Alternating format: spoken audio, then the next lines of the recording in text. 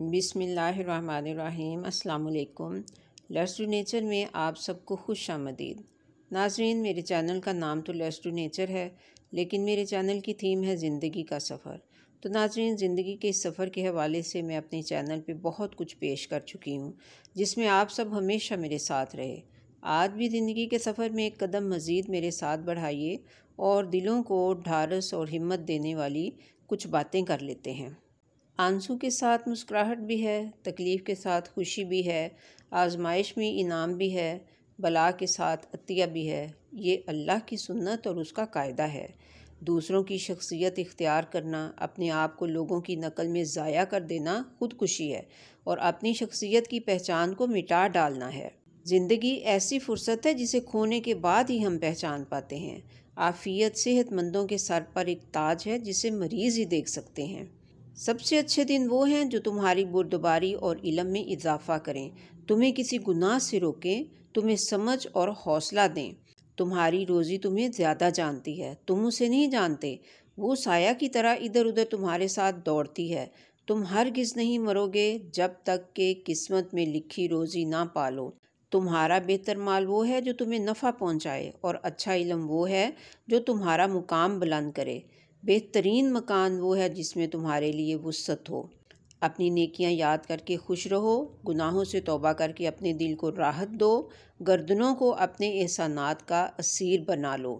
اللہ نے جو بھی کیا ہے اس پر راضی رہو، اور جس حال میں اس نے تمہیں رکھا ہے اس کے زوال کی تمنا نہ کرو، کیونکہ اللہ تم سے بہتر جانتا ہے اور تمہاری ماں سے بھی زیادہ تم پر مہربان ہے۔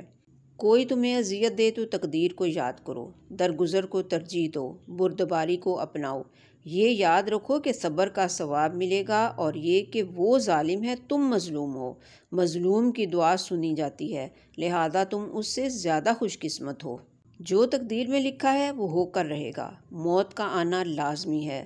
روزی لکھی ہوئی ہے، لہذا رنج و غم کیوں؟ مرض ہو یا فقر یا مصیبت، سب کا اجر ملے گا، تو پھر فکر کس بات کی؟ غمگین نہ ہوں، کیونکہ تقدیر اٹل ہے، جو لکھا گیا وہ ہونا ہی ہے۔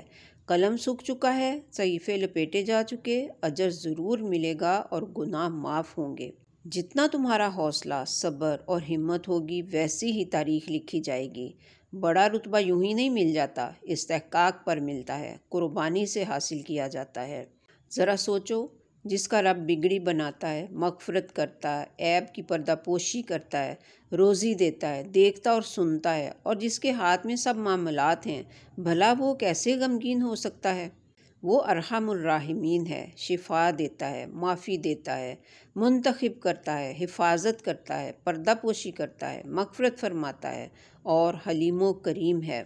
اللہ بہترین محافظ ہے، غائب کی حفاظت کرتا، گم کردہ راہ کو ہدایت دیتا، مصیبت میں مبتلا کو عافیت دیتا، مریض کو شفا دیتا اور تکلیف کو دور فرماتا ہے۔ اللہ ہی پر توکل کرو، معاملات اس کے حوالے کر دو، اپنا حال اسی سے بیان کرو، اور اس کی کفایت اور اس کی رعایت پر مطمئن ہو جاؤ۔ قریب ہے کہ اللہ بند تالے کھول دے اور حالات کی اصلاح کر دے۔ اللہ عسر کے بعد یسر لاتا ہے۔ بیڑی کھل جائے گی، رسی ٹوٹ جائے گی، دروازہ کھلے گا، بارش برسے گی اور حالات درست ہو جائیں گے انشاءاللہ۔ صبر و استقلال میں چونٹی کی مثال بنو، جو کہ 100 بار درخت پر چڑھتی ہے اور گرتی ہے، پھر چڑھتی ہے لیکن اکتاتی نہیں، حتیٰ کہ منزل تک پہنچ جاتی ہے۔ اور شہد کی مکھی کی مانند بنو، جو پاکیزہ چیز کھاتی ہے اور پاکیزہ ہی پیدا کرتی ہے۔ کسی پھول پر بیٹھتی ہے تو اسے نوچتی نہیں، نہ ہی کسی کلی کو نقصان پہنچاتی ہے۔ آگے ہی آگے قدم بڑھاؤ، پیش قدمی کے سوا کوئی چارہ نہیں۔ زمانہ گزر رہا ہے، سورج چل رہا ہے، چاند محو سفر ہے، ہوا چل رہی ہے، لہذا تم بھی نہ ٹھہرو۔ زندگی کا قافلہ رک کر تمہارا انتظار نہیں کرے گا۔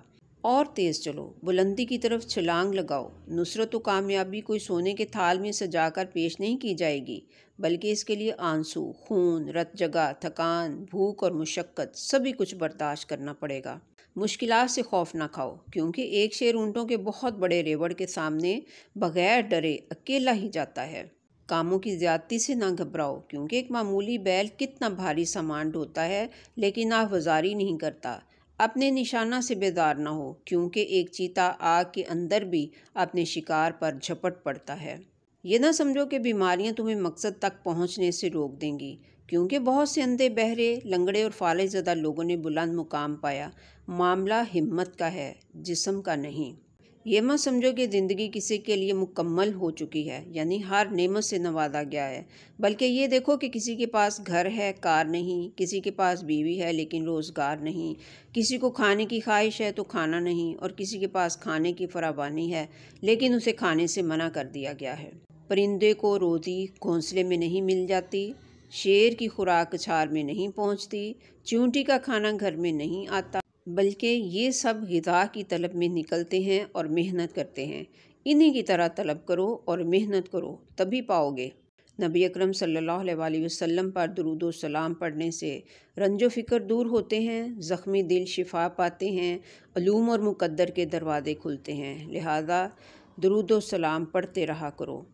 تو ناظرین، میری آج کی ویڈیو اپنے اختتام کو پہنچی۔ ویڈیو اچھی لگی تو لائک کر دیجیے گا۔ ملتے ہیں پھر نیکسٹ انشاءاللہ۔